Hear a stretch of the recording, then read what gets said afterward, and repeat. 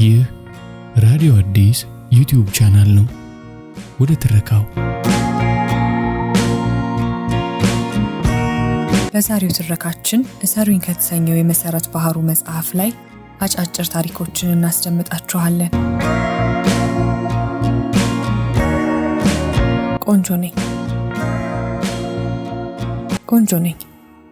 ቆንጆ ነኝ አይባልም መሰል። ግን እኮ ቆንጆ መሆኔ እውነት ነው። ቆንጆ ነኝ ስል በቃ ቆንጆ ስለሆንኩ ነው። ቁንጅናዬን ያወቅኩት ካደኩ በኋላ አይደለም። ቆንጆ መሆኔን ያወቅኩት ከእናቴ ማህፀን እንደወጣው ነው። ገና ከእናቴ ማህፀን ወደዚች ምድር መጥቼ የመጀመሪያ አየሬን ስቤ የወደፊት የህይወት መከራዬን አስቤ ትንንሽ ከናፍሮቼን አላቀቄ ሳለቅስ ገና በቅጡ ያላጎጠጎጠ የእናቴን ትንሽ ጡት ስጎርስ ገና የመጀመሪያው የወተት ሽረት ከምላሴ አልፎ በጉሮሮዬ ወርዶ ወደ አልተሟሸ ሆዴ ሲንዠቀዠቅ ገና ያኔ ነው ቆንጆ መሆኔን ያወቅኩት።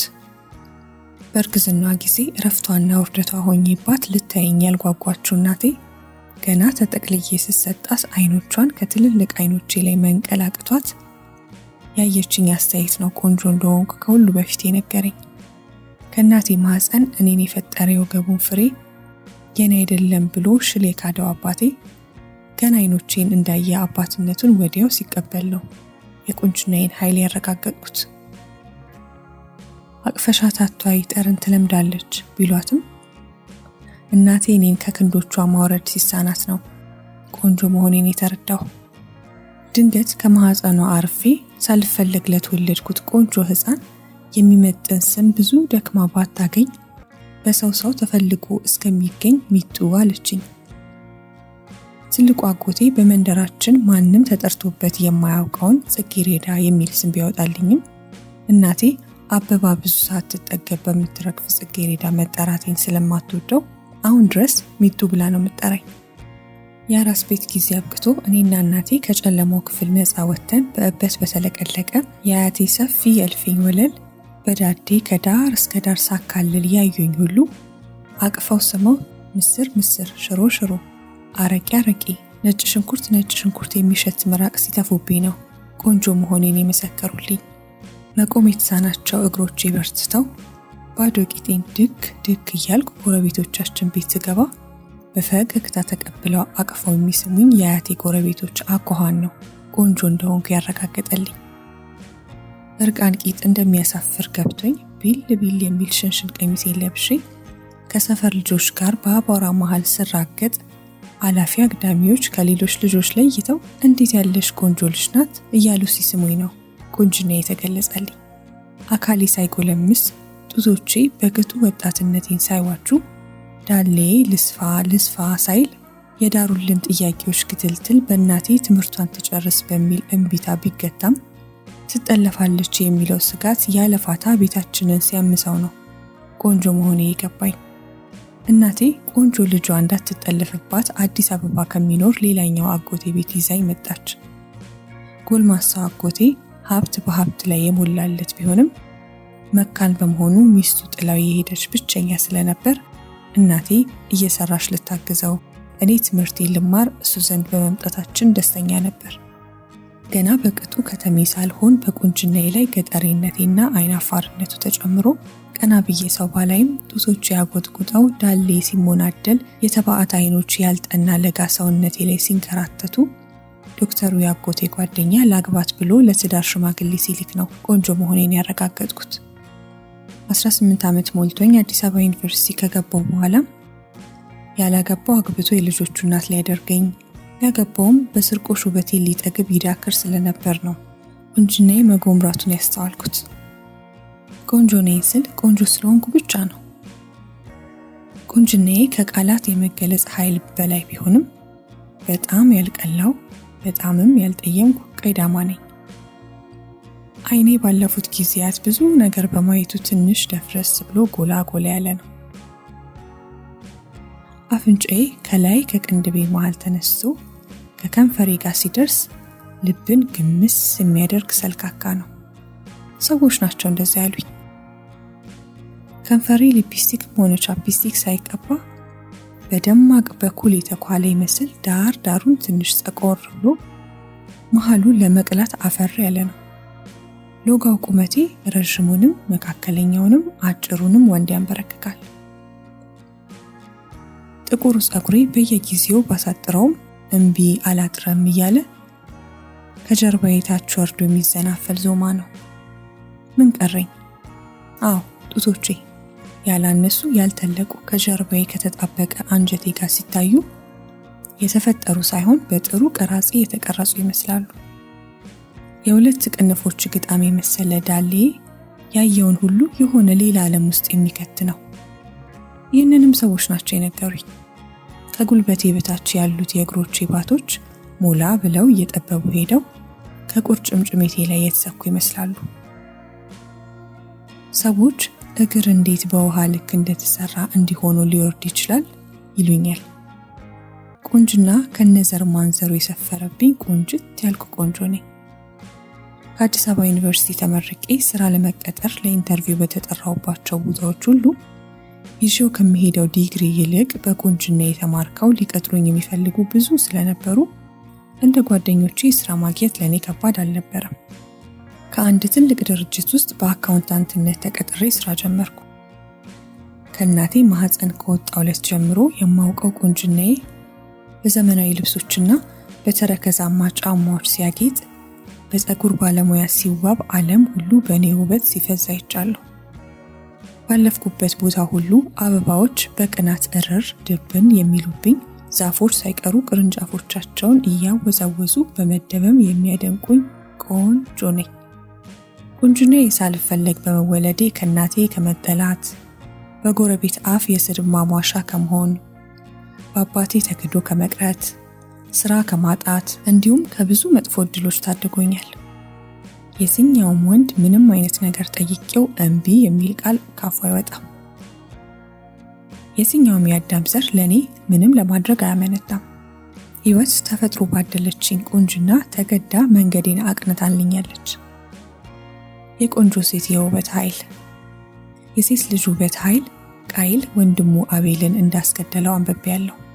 አቤልና ቃይል ሲወለዱ ከመንትያ እህቶቻቸው ጋር ነበር። ከአቤል ጋር የተወለደችው መንትያ አቅሊማ ፀጉረ ላጫ፣ አይነ ሙጭሟጫና እግረ ጠማዳ ስትሆን ከቃይል ጋር የተወለደችው መንትያው ሉድ ግን እጅግ ሲበዛ ውብ ነበረች። አባታችን አዳም የሰው ልጅ በምድር ይበዛ ዘንድ ሁለቱ ወንድ ልጆቹ በአንድ ማህፀን ያደሩ መንትያ እህቶቻቸውን ከሚያገቡ አቤል የቃይልን መንትያ፣ ቃይል ደግሞ የአቤልን መንትያ በማጋባት ያራራቀ መስሎት አግቦ ቢልም ቃይል ውብ የሆነችውን መንትያውን በአቤል መንትያ አልለውጥም አለ። አዳምም እግዚአብሔር እንዲወስን መስዋዕት እንዲያቀርቡ አዘዘ። እግዚአብሔርም ቃይል ካቀረበው መስዋዕት ይልቅ አቤል ያቀረበውን መስዋዕት ተቀበለ። ቃይል ቀናና አቤልን ገደለው። የቆንጆ ሴት ውበት የመጀመሪያው የሰው ልጅ የመሞትም የመግደልም ምክንያት መሆኑን ሳስብ ሁል ጊዜ ይገርመኛል። ለዘመናት ደራሲያንና ገጣሚያን ለሴት ልጅ ውበት ተቀኝተውላታል። ጥበብ ሳትቀር ለቆንጆ ሴት ታደላለች። የሴት ልጅ ቁንጅና ታላላቅ ጀግኖችን አንበርክኳል። የብዙ ሰዎችን ዕጣ ፈንታ ወስኗል። አንቱ የተባሉትን አዋርዷል። በሀገራት መካከል ጦርነትን ቀስቅሷል። የዓለምን ታሪክ ቀይሯል። ከጦር መኮንኖች፣ ከፖለቲከኞችና ከመሪዎች ጉያ እልፍ መረጃ መመንተፊያ መሳሪያ ሆኗል። ለብዙ ጦርነቶች ድል፣ ለእልፍ ወታደሮች እልቂት፣ ለአሸናፊነት ዋንጫ የቆንጆ ሴት ጠረን፣ የውብ ሴቶች ገላ ብዙ አስተዋጽኦ አድርጓል። የግብጿ ንግሥት ውቧ ክሊዮፓትራ የሮማውን ጄኔራል ማርክ አንቶኒዮ ከሷ ጋር ወግኖ ሀገሩን ከርቶ ሮማን ወግቶ ሕይወቱን ሰጥቶላታል። ጠቢቡ ሰለሞን በንግሥተ ሳባ ቁንጅና ተማርኮ ታቦተ ጽዮንን ተነጥቋል። አንበሳን ታግሎ በጡጫ የገደለው ሳምሶን በደሊላ ውበት ተሸንፎ አይነ ስውር ሆኖ ለሞት በቅቷል። በባለ ጎፈሬው አሸዋ ረገድ ገድሌ ውበት የናወዙ ጣሊያኖች ድብቅ ሚስጥራቸውን ዘርግፈዋል። አሁን ቁንጅናና ውበት ከሰው ልጅ መፈጠር ጀምሮ እስከ ዛሬ ድረስ ሰጪና ነሺ ነው። የአዳም ልጅ በሔዋን ዘር ቁንጅና ክብሩን፣ ሀገሩን፣ ታሪኩን፣ ማንነቱን ሲሰዋ ኖሯል። ችግረኞች ሁሉ ቆንጆ ሴት ቢሆኑ ኖሮ። አንዳንዴ ከተቀመጥኩበት ካፌ ውስጥ በችጋር የኮሰሱ አዳፋ የለበሱ ሰዎች ገና ለልመና ከመግባታቸው እየተመናጨቁ ሲባረሩ ሳይ እብሰለሰላለሁ። ለአንዲት ምስኪን ድሃ እርጉዝ ለማኝ 1 ብር መስጠት የሚከብደው ሁሉ ለእኔ በብዙ ሺህ ብሮች የፈረንሳይ ሽቶ ሲገዛ ምንም የማይመስለው ወንድ እልፍ ነው።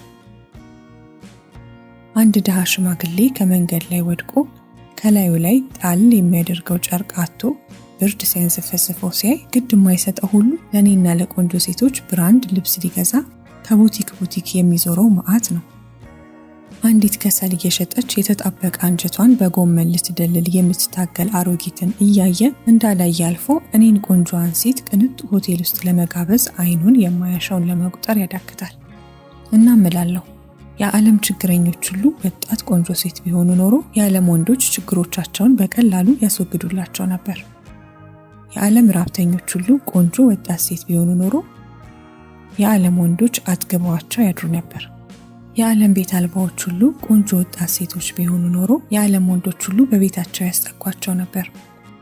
በጎዳናዎች ላይ የታክሲ ሰልፍ ተሰልፈው ፀሐይና ብርድ የሚፈራረቅባቸው ሰዎች ቆንጆ ወጣት ሴት ቢሆኑ ኖሮ መኪና የያዘ ወንድ ሁሉ ስለሚጭናቸው ታክሲ ሲጠብቅ የሚታይ ሰው አይኖርም ነበር። አዎ የዓለም ችግረኛ ድሃና ጎስቋላ ሰዎች በሙሉ ቆንጆ ሴት ሆነው ቢሆን ኖሮ በዓለም ላይ ረሃብ፣ ችግርና ጉስቁልና አይኖሩም ነበር። አንዳንዴ ግን ቆንጆ ባልሆንኩ ኖሮ እላለሁ። እናቴ ከኔ ሌላ አልወለደችም፣ አላገባችም። ቁንጅናዬ የእናቴን ሕይወት አባክኗል። ከሀገሯ በእኔ ምክንያት ወጣች። ይችን ቆንጆ ሴት ልጅ ይዤ ባገባ አንድ ነገር ቢያደርግብኝስ? ቅድመ ዩኒቨርሲቲ ትግባና ከቤት ትውጣ ብላ ሳታገባ ቆየች። ዩኒቨርሲቲ ገባሁ። እስኪ ትመረቅ አለች። ተመረኩ። እስኪ ስራ ትያዝ አለች። ስራ ያዝኩ። እስኪ ታግባና ትውለድ አለች። እስካሁን አላገባውም፣ አልወለድኩም። ቆይ እስኪ ስትል ዓመታት እንደ ቀልድ ነጎዱ። የኔ ቁንጅና እድሜዋ ላይ ቆመ። የኔ ቁንጅና ወጣትነቷን በላው። የኔ ቁንጅና ጉልምስናዋን ዋጠው። እናቴ ጽጌረዳነቷን አጠንዝላ ማንም እንዳይቀጥፈኝ የኔ የጽጌረዳ እሾህ ሆና እድሜዋን እንደፈጀሽ ሳስበው መሃል ልቤ ላይ ህመም ይሰማኛል። እናቴን ሳያት ቁንጅናዬን እጠላዋለሁ። በቁንጅናዬ እልፍ ወንዶች ባንበረክክም እስካሁን ግን አላገባው። እድሜ 30ዎቹ ሊያልፍ 1 ዓመት ቢቀረውም በህይወቴ ውስጥ ከገቡት ወንዶች ከአንዱም ጋር ትዳር የሚሉት ማዕረግ ላይ መድረስ አልቻልኩም። ሀብታሙ ከካዝናው ውስጥ እንዳስቀመጠው ወርቅ እንዳሻው ሊመዘብረኝ ሲሞክር ንዴት ያንቀጠቅጠኛል።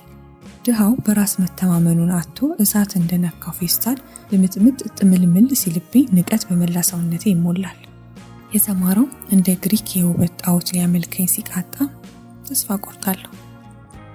ሃይማኖተኛው ቁንጅና አላፊ ጠፊ መሆኑን እየሰበከ ከሱ ቅፍ ብቻ ካደርኩ እንደምጸድቅ ሊያሳምነኝ ሲጣጣር እንቀዋለሁ።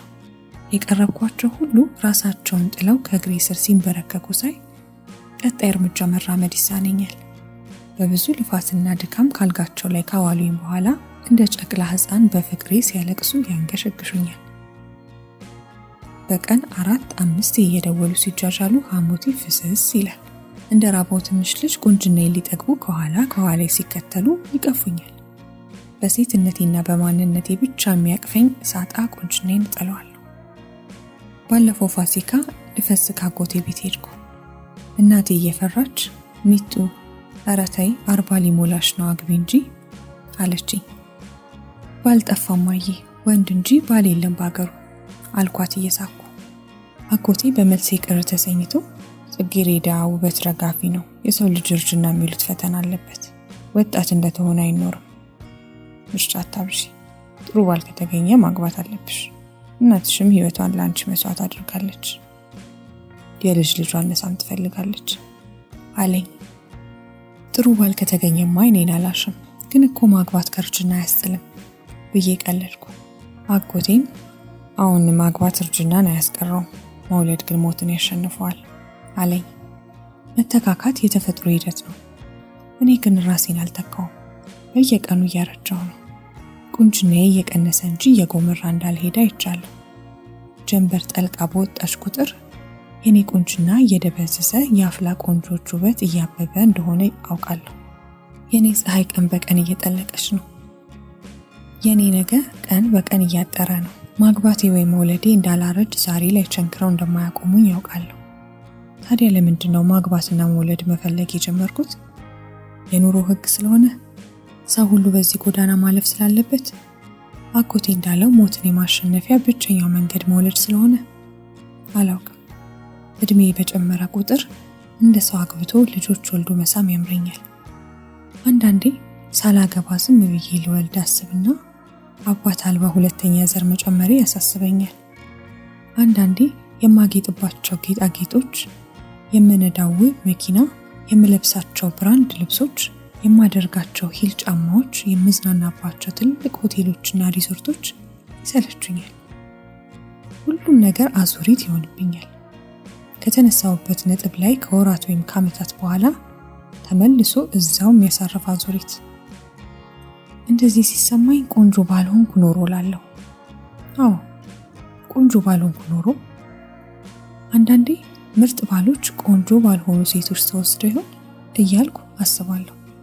ልጆች አቅፎ መሳም፣ በመልካም ትዳር ውስጥ መኖርን ቆንጆ ያልሆኑ ሴቶች እኔ ያላገኘሁትን የውበት ኃይል በማጣታቸው እንደ ማካካሻ ተሰጥቷቸው ይሆን እላለሁ። እኔም እንደ ጣዖት ሳይሆን እንደ ሚስቱ የሚወደኝን፣ እንደ እንቁና እንደ ዕቃ የሚቆጥረኝን ሳይሆን እንደ ሰው የሚያከብረኝን፣ ቁንጅናዬ በራስ መተማመኑን የሚያሳጣውን ሳይሆን ሚስቱ በመሆኔ የሚኮራብኝን ማግባት ፈልጋለሁ። አሁን እኔም ማግባት ፈልጋለሁ። ባገባ ግን ሚስት ብቻ መሆንን ነው የምመኘው። ዙሪያዋን ለብሳ ቡና የምታፈላ፣ ጸጉሯን እንደ ነገሩ በሻሽ አስራ ለባሏና ለልጆቿ ምግብ የምትሰራ፣ የሰራችውን ምግብ ለልጆቿ በምሳቃ ቋጥራ አቅፋ ስማ ወደ ትምህርት ቤት የምትልክ፣ ልብሷን ቀያይራ ወደ ስራ የምትሮጥ፣ ሲመሽ የሆነች የምታምር ፒጃማ ለብሳ ባሏን ለማቀፍ የምትናፍቅ፣ ባሏም ወደ ቤት ሲገባ በፍቅር ወገቧን አቅፎ እያሽኮረመመ የሚስማት፣ ስታጠፋ የሚቆጣት፣ እሷም ሲያጠፋ የምትጨቀጭቀው ሚስት ነው መሆን የምፈልገው። ሚስት ብቻ። ቁንጅናዬ ደስታና ሐዘንን አጣምሮ እየሰጠኝ፣ በሐሴት ውስጥ የሚያስከፋኝ፣ በሳቄ ውስጥ የሚያስነባኝ፣ በስኬቴ ውስጥ ውድቀቴን የሚያበስረኝ፣ ውበት ያሰረኝ የቁንጅና ግዞተኛ ነኝ። ቁንጅና ሙሉ ሊያደርገኝ ጀምሮ ግማሽ ሴትና ግማሽ ሕልም አድርጎ የተወኝ፣ የቁስ ድሎቴን አሟልቶ በፍቅር ረሃብ የቀጣኝ፣ ከሰው በላይ አውሎ ቀላል ነገርን የነሳኝ፣ ለሁሉም የምትሆን አድርጎኝ ለአንድ ሰው መብቃት ያቃተኝ ነኝ። ቁንጅናዬ የኔን መንገድ አብርቶ የእናቴን መንገድ ያጨለመ፣ ሕይወቴን በተስፋ ሞልቶ የነገዬን ተስፋ ያከሰመ፣ አካሌን በውበት አክሞ ነፍሴን በብቸኝነት ያሳመመ ነው። ቁንጅናዬ የሐዘንና የደስታ፣ የተስፋና የተስፋ መቁረጥ፣ ሁሉን የማግኘትና ሁሉን የማጣት ንብርብሮች ነው። አውቃለሁ ሕይወት እንደ ክረምት ፀሐይ ናት። ከደመና ሰማይ በላይ ድንገት ፈገግ ብትልም አጥንት የገባውን ብርድ በሙቀቷ ማትዳብስ፣ አለሽ ሲሏት የምትጠፋ፣ ጠፋሽ ሲሏት የምትወጣ፣ ተስፋ ቆርጦ ሲቆሙ በማይቀጥል ፈገግቷ ጉዞ ቀጥሎ የምትል፣ ሳቅሽ ሲሏት የምትዳምን፣ ለቅሶ አምሯት በሳቅ የምትፈርስ፣ ሞላሽ ሲሏት የምትጎድል፣ ባዶ ሲሏት የምትሞላ። አዎ አውቃለሁ እንኳን እኔ ድንጋይም ካፈር ተጋብቶ ትል ይወልዳል። አለማግባቴ አለመውለዴ ብቻ አይደለም ህመሜ፣ የውበት እስረኛ መሆኔ፣ የእናቴን ሕይወት በቁንጅናዬ መፍጀቴ፣ እንደ ጽጌረዳ አበባ በጊዜ ጉልበት መጠንዘሌ፣ ከማህፀኔ ፍልቃቂ ሞትን አለማሸነፌ፣ ቁንጅና በሞላው አካል ውስጥ ባዶ ነፍስያ መሸከሜ፣ ይህ ሁሉ ነገር ነው የሚያመኝ። ቁንጅናዬ ሰዎች የሚያልሙትን እያኖረ ሰዎች የሚኖሩትን የነሳኝ፣ ቁንጅናዬ ዓለምን ሰጥቶ ራሴን ያስጣለኝ ቆንጆ ነኝ።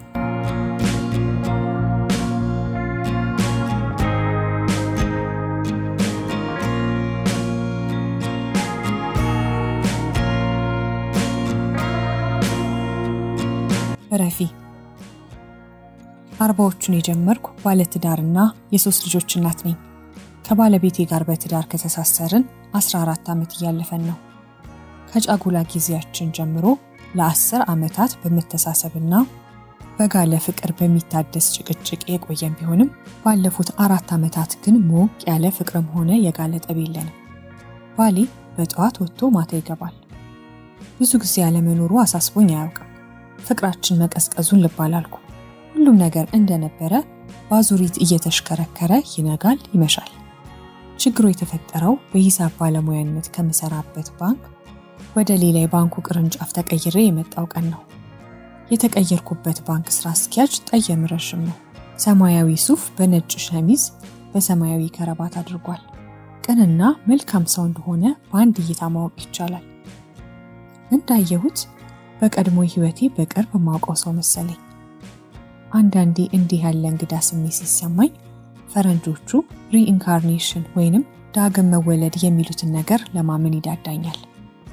ከዚህ ቀደም አይቼው ለማላውቀው ሰው እንዴት በመጀመሪያዋ እይታ ልቤ ስንጥቅ አለ አላውቅም። በጎርናና ድምፁ እንኳን ደህና መጣሽ ብሎ ፊቱን በሞላው ለጋስ ፈገግታ ተቀብሎኝ ወደ ወንበሬ ወሰደኝ። አይኔ ከግራ እጁ ወፋፍራም ጣቶች መሃል የጋብቻ ቀለበቱ ላይ አረፈ። ራሴን ተቆጣሁ።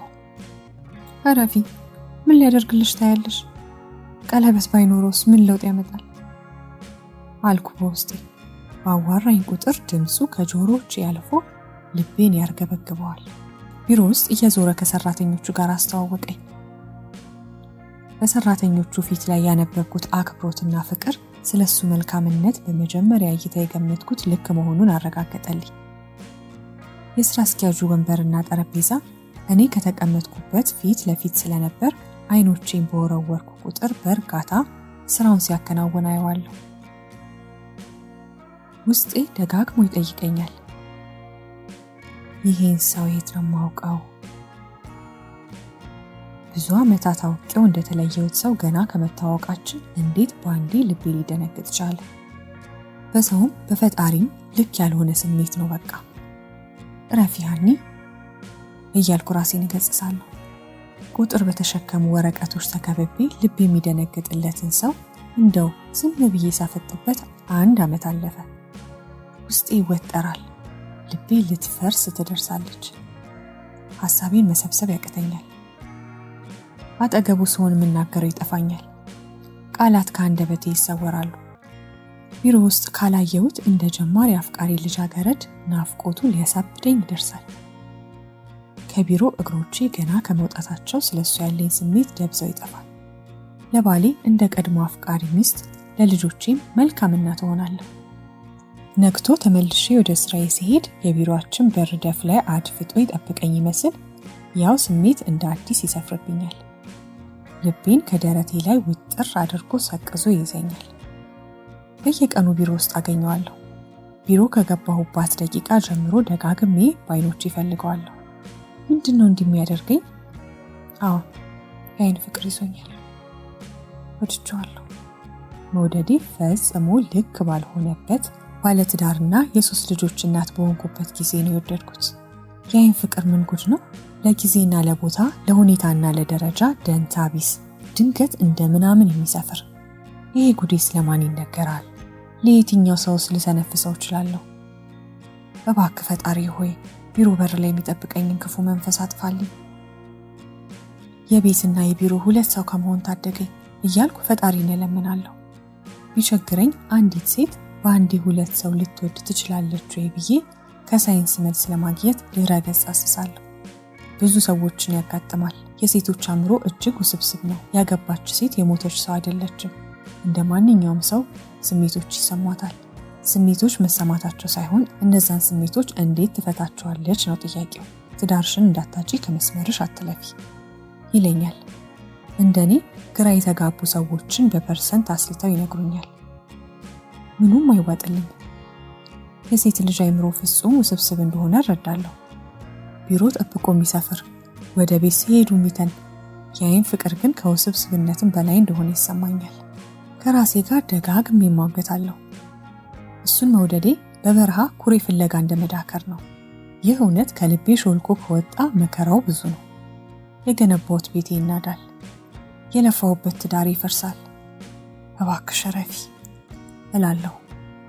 ፈልጌ ከልቤ ያላስገባሁትን ሰው እንደምን አድርጌ ስፈልግ ማውጣት እችላለሁ እያልኩ ከራሴ ጋር ነጋ ጠባ እሟገታለሁ።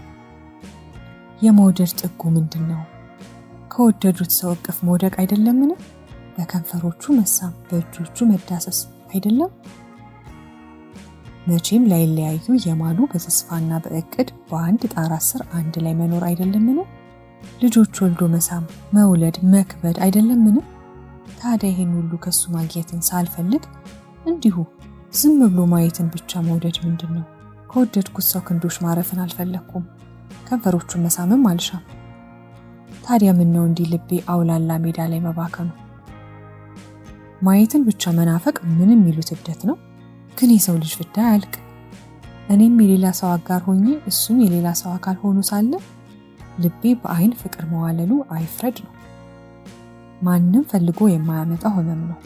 ማን ከራሱ ጋር እየተጣላ ፍም መታቀፍ ይወዳል?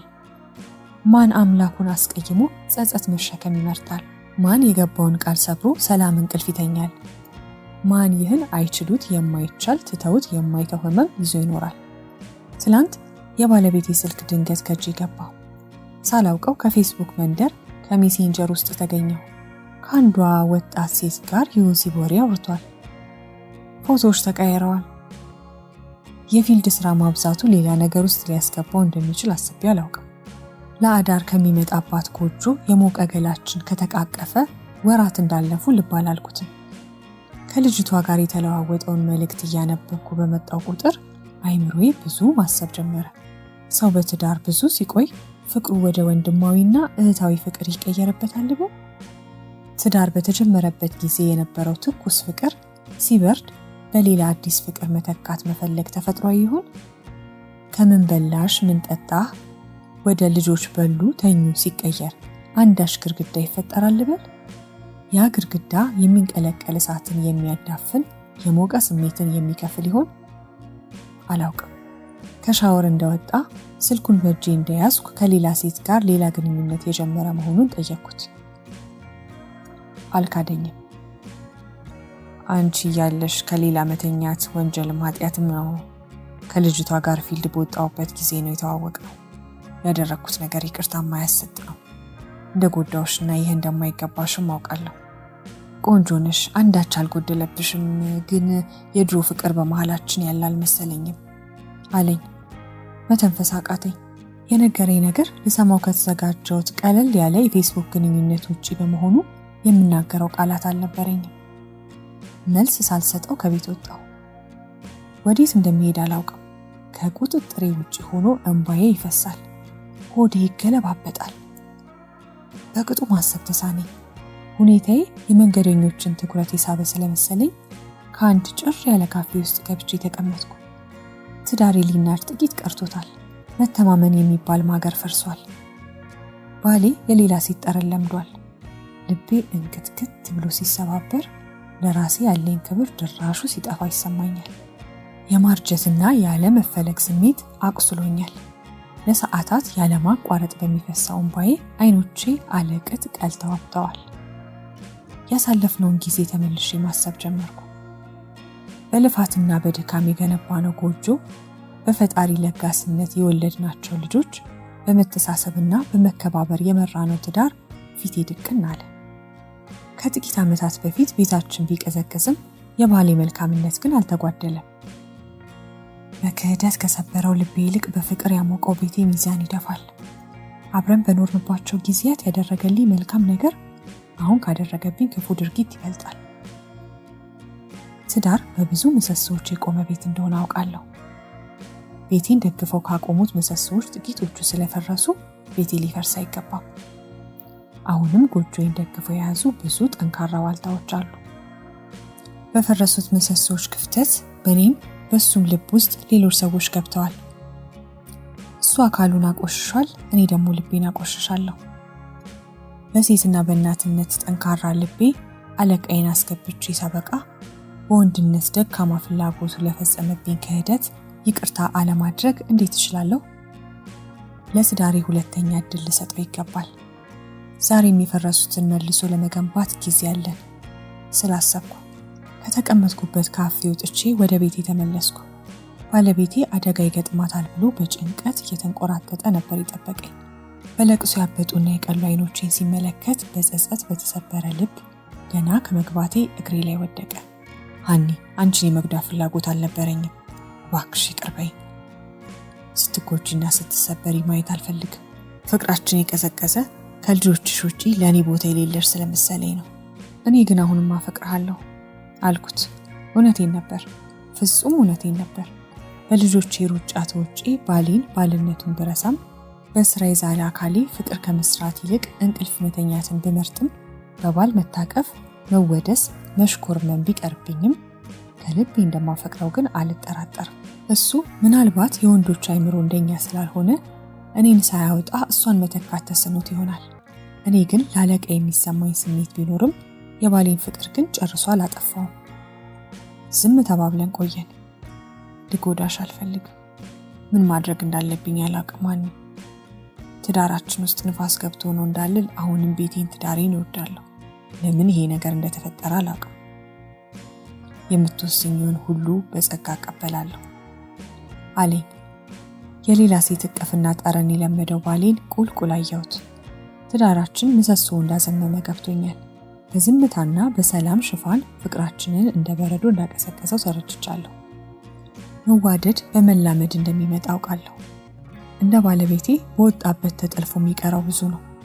በእኔ ዕድሜ የማይሆነው ድንገተኛ የአይን ፍቅር በልቤ ሰርጎ የገባው ትዳሬን ለማትረፍ ይሆን? በልጆቿ ዓለም ኖራ ባሏን የዘነጋችን ሚስት ጠንካራ ልብ ያንኳኳው ከገባንበት የግዴለሽነት እንቅልፍ ሊቀሰቀሰን ይሆን? የልቤን ጉድ እያወቅኩ በወንድነት ግልብ ስሜት እምነቱን የናደውን ባሌን ኮንኜ ትዳሬን የማፍረስ ሞራል አለኝ? በጸጥታ ሳብሰለስል ቆየሁ። ባሌ የምለውን ለመስማት በጭንቀት እየጠበቀኝ ነው። ያገባ ሰው የሞተ ሰው አይደለም። አብዛኛው ሰው በዚህ ፈተና ያልፋል። ይህ ፈተና ግን ትዳራችንን ሊያፈርስ አይገባም አልኩት። የሰማውን ማመን አቃተው። በልቤ የሸሸኩትን የአይን ፍቅር ልነግረው ግን አልደፈርኩም። አንቺ እኮ ከሚስቶቹ ልትለያለሽ አኒ። ሌላ ሚስት ብትሆን ባትፈታኝ እንኳን እስካሁን ሽማግሌ ሰብስባ ታዋርደኝ ነበር። ትዳሬን መበተን አልፈልግም አኒ። አንቺንም ልጆቼንም እወዳለሁ። እናንተን ማጣት አልፈልግም አለኝ። እንደ ተንበረከከ ጉልበቴን አቅፎ አይን አይኔን እያየ የሰው ልጅ ደካማ ጎኑ ሁልጊዜ አዲስ ነገር መፈለጉ ነው። አንተን ካገባው ጀምሮ ያደረክልኝ ነገር አሁን ካደረክብኝ ይበልጣል። አብዛኛው ስኬታማ ትዳር እኛ ባለፍንበት እንዲያውም በባሰ ፈተና ያልፋል። በኑሮ ሩጫ ተወጥረን እኔ እናንተ ተረሳስተናል። ሁሉንም በይቅርታ ትተን የቀዘቀዘ ትዳራችንን እናሙቀው። ለራሳችን ጊዜ እንሰጣጥ። ከእናትና ከአባትነት ጎን ወንድና ሴት መሆናችንን እናስታውስ። ቤትህን ከወደድከው ትዳርህን እንዲበተን ካልፈለግ በመሃላችን ያዳፈነውን የፍቅር እሳት መቆስቆስ እንችላለን አልኩት። አንቺ እኮ ልዩ ነሽ አኒ። እውነት ነው። ለኔና ለአንቺ ጊዜ አልነበረንም። ለራሳችን ጊዜ መስጠት አለብን። በፍቅር ክስሻለሁ የኔ አስተዋይ ብሎ ከተንበረከከበት ተነስቶ አቀፈኝ። ነገስ በይቅርታ የመለስኩት የባሌ ልብ ወደ ልጅቷ ይመለስ ይሆን? አላውቅም።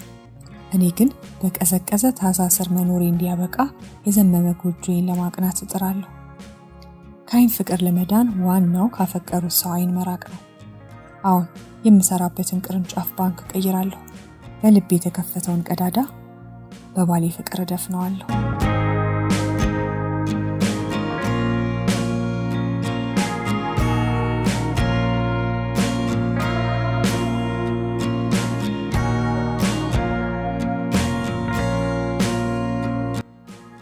ቀይ ረዥም ቆንጆ ሴት። ከረፋዱ 4 ሰዓት ተኩል ላይ የመገናኛ ሾላ ገበያን በስተ ሰሜን የሚያዋስነው መንገድ ተሳፋሪ ለመጫን በሚሽቀዳደሙ ታክሲዎች፣ በጠባቧ አስፋልት ለማለፍ ትዕግስት አጥተው ክላክስ በሚነፉ መኪኖችና ትከሻ ለትከሻ እየተገፋፉ በሚያልፉ እግረኞች ተሞልቷል።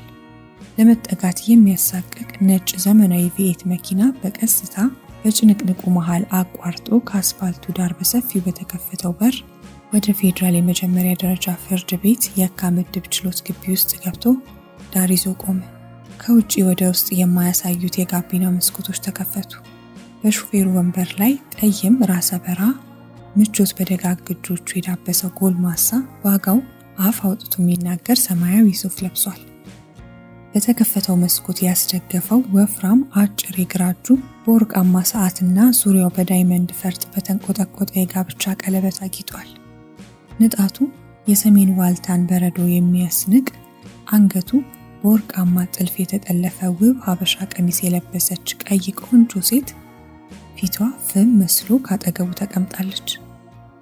በቀይ ጥፍር ቀለም የተዋቡ አለንጋ ጣቶቿን እያንቋቋች እንደ ደራሽ የመጣባትን የንዴት እንባ ለመዋጥ ትታገላለች። ሰውየው በወፍራም ፊቱ ውስጥ የተዋጡ ትንንሽ አይኖቹን አፍጦ በምጸት አምነሽበት አይደለም እንዴ የገባሹ? አሁን ምን አዲስ ነገር ተፈጥሮ ነው እንዲምትሆኚው? አለ። አሁን አምኜበት ነው የገባሁት ዳዊት። ግን ከ8 ዓመት በፊት ስንጋባ ከኔ በፊት ያፈራው ሀብት የራስህ ነው አልኩ እንጂ ልጅ ወልደን ከብደን እንዲህ ታደርጋለህ ብዬ እንዴት ላስብ እችላለሁ? አለች ሴትዮዋ ቀይ ሊፕስቲክ የተቀባው ከንፈሯን በጥርሷ ነክሳ ሊገነፍል የሚታገላትን ንዴት ለማመቅ ስትታገል ቆይታ። ከመጋባታችን በፊት ያፈራኋቸው የግል ንብረቶቼ የግሌ ከሆኑ እነዚህን ንብረቶች ሸጬ አሁን የማፈራው ንብረት የግሌ ሆኖ እንደሚቀጥል አታውቂም? ከዚህ ሁሉ ዓመት በኋላ ከኔና ከልጅህ ሀብት በልጦብህ እኔና ልጅህ እንዳንካፈል ፍርድ ቤት መገተር ትክክል ነኝ እያልክ ነው? አለች እልህና ጥቃት መላ አካላቷን እየናጣት። ተይ ከልጄ ጋር አታነካኪኝ ሳራ። የኔ ሀብት የሱ ሀብት ነው። ትዳር ነው። የግል ሀብት ነው። አምነሽበት አውቀሹ ፈርመሽበት የገባሽው ነገር ነው አለ ቆጣ ብሎ። ስለዚህ 8 ዓመት ከቆየው ትዳርህ ሀብት በልጦብህ እኔ ሀብትህን እንዳልካፈል በፈታ እንኳን ባዶ እጄን እንደምወጣ ቆሜ እንዳረጋግጥ ነው ፍርድ ቤት ጎትታ ያመጣኸኝ? ምን አይነቱ ስግብግብ ሰው ነህ? ከምን አይነት ራስ ወዳድ ወንድ ጋር ነው የህይወቴን 8 ዓመት ያቃጠልኩት? ከትዳርና ከልጁ ገንዘብ ከሚያስፈልጥ ሰው ልጅ ማፍራቴን የሚያንገበግበኝ ወይኔ አለች ያመቀችውን የንዴት እንባ በአይኗ ቀሰስ ብሎ አልቅሳ ላለመሸነፍ ትንቅንቅ ውስጥ ገብታ። ዳዊት በንቀትና በቁጣ ሊመልስላት ካለ በኋላ ሐሳቡን ቀይሮ የመኪናውን መስኮቶች ዘጋና የቀጠሮ ሰዓት ደርሷል ወረጂ ብሎ የጋቢናውን በር ከፍቶ ወረደ። ንዴቷ፣ እልህዋና ቁጭቷ ከቀይ ቆንጆ ፊቷ ላይ በጉልህ እየተነበበ የግዷን ከመኪናው ወረደች። ረዣዥም እግሮቿ አልታዘዝ እያሏት ወደ ችሎት የሚወስደውን ደረጃ በፍጥነት የሚወጣውን አጭር ወፍራም ባሏን በጥላቻ እያየችው እየተጎተተች ተከተለችው። ከችሎቱ አዳራሽ ገብተው ዳዊት ከጋብቻ በፊት የግል ንብረቴ ነው ብሎ በጋብቻ ውል የተስማማበትን ቤት ሽጦ በምትኩ የገዛው ትልቅ ሕንፃ የግል ንብረቱ ነው ተብሎ ተመዝግቦለት በፈገግታ ዳኛውን አመስግኖ በጥላቻና በትዝብት የምትመለከተውን ቀይ ረዥም ቆንጆ ሴት አስከትሎ እንደወጣ ከትዳርና ከልጅ ያስበለጥከውን ሀብት አታዝበትም። በቁምህ አሳብድሃለሁ። የተንገበገብክለትን ንብረት አይንህ እያየ እንዳሻኝ ያስተዳድረዋለሁ። ታያለህ አለችው በዝቅተኛ ድምፅ። ዳዊት ንግግሯን ከቁብ ሳይቆጥር በቆመችበት ጥሏት ደረጃዎቹን ወርዶ ወደ መኪናው ገባ። ቀይ ረዥም ቆንጆዋ ሴት በግርማ ሞገስ ከጎኑ ተመልሳ ስትቀመጥ እርጋታ በተጎናጸፈ ገጽታዋ ውስጥ በበቀል በሚንቦገቦጉ ትልልቅ አይኖቿ በዝምታ አሻግራ እያየች ጥላቻ ካዋጣው አይምሯ የሚፈልቁ እልፍ ሀሳቦች እያብሰለሰለች ነጩ ቪየት መኪና ከፍርድ ቤት ግቢ ወጣ። ከአንድ ዓመት በኋላ ዳዊት በአሮጌው ፖሊስ ጣቢያ ውስጥ ሰባራ ወንበር ላይ ተቀምጦ ምቾት በማጣት ይቁነጠነጣል። ወዲያ ወዲህ የሚቅበዘበዙ ትንንሽ አይኖቹ ከጎፈረው ጢሙ ጋር ተዳምረው አንዳች የሚጫን ስሜት አላብሰውታል። ወርቃማ ሰዓቱን ደጋግሞ ያያል። በመቆየትና በመሄድ መሃል እየወላወለ በሐሳብ እየናወዘ ጢሙን ደጋግሞ ይሞዥቃል። ቸኩሏል። ውስጡ መረጋጋት ተስኖታል። ደጋግሞ ሞክሮ ያልተሳካለት ነገር ግን ዛሬ አይኑን አፍጦ ተጨባጭ ሆኖ ሲመጣ አስቀድሞ ያቀደው ሁሉ ተተረማምሶበታል። ለብዙ ሌሊቶች ይቺን ቀን ሲያገኛት ምን እንደሚያደርግ አውጥቶ አውርዶ ወስኖ ነበር። በንዴትና በጥላቻ ከተሞላው አይምሮ ውስጥ በድንገት ብልጭ ያለች ቀጭን ሐሳብ ናት ውሳኔውን አስቀይራ ከፖሊስ ጣቢያ ውስጥ የጎለተችው። መርማሪው በመሰልቸት ዳዊትን ካጤነው በኋላ እሺ ዛሬ ደግሞ ምን ተፈጠረ አለው። ዳዊት እንደ መቁነጥነጥ እያለ ፖሊሱን እንዴት እንደሚያስረዳው ካሰበ በኋላ ሳጅን ዛሬም ከዛው ጠምሻ ሰውዬ ጋር ኤልቪስ ሆቴል ውስጥ ገብታለች። ዛሬ እንኳን እጅ ከፍንጅ ያዙልኝ። ኧረ እባክህ ዳዊት ስራ እንስራበት። ስንት ጊዜ ሚስቴ ከወንድ ጋር ስትማግጥ አየኋት ብለህ ስንሄድ የለች አለ መርማሪው በምሬት። ሳጅን ከሪሴፕሽኖቹ ጋር ተመሳጥራ የተሳሳተ የክፍል ቁጥር እየሰጠቻችሁ ነው። ሁሉንም ክፍሎች ብትፈትሹ እመነኝ ታገኙታላችሁ እባክህ ሁሉንም የኤልቪስ ሆቴሎች ክፍል ፈትሽና ካጣሃት ደግሜ እዚች ድርሽ አልልም። እባክህ። ከተቀመጠበት ወንበር ተንሸራቶ ከመርማሪው ፊት ለመንበርከክ እየዳዳው፣ ዳዊት ያለ ፍርድ ቤት ትዕዛዝ ሆቴሉን በሙሉ መፈተሽ አንችልም አለ መርማሪው ፈርታም ብሎ። ዳዊት የተጣጠፈ ሶፍት ከኪሱ አውጥቶ በወንጀለኛ መቅጫ ስነ ስርዓት ህግ አንቀጽ 21 ንዑስ ቁጥር 2 እና አንቀጽ 50 መሰረት ያለ ፍርድ ቤት ማዘዣ እጅ ከፍንጅ ወንጀሎችን እንድትይዙ ህግ ይፈቅድላችኋል የሚለውን ካነበበ በኋላ ኮስተር ብሎ እኔ ፈትሹልኝ ያልኩት ሆቴሉን ሳይሆን ክፍሎቹን ብቻ ነው።